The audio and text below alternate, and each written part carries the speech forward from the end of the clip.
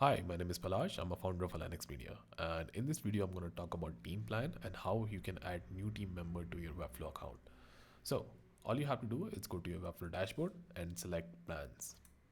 Now, you might be asking why we need a team plan. So basically, if I'm building a website on your Webflow account, I need access to your Webflow account as well as access to the designer mode. And for that, you have to upgrade to one of these plans. So I always suggest my client to upgrade to a core plan and select two seats, one for you and one for me, and always select monthly because when I'm building a website it usually take less than a month.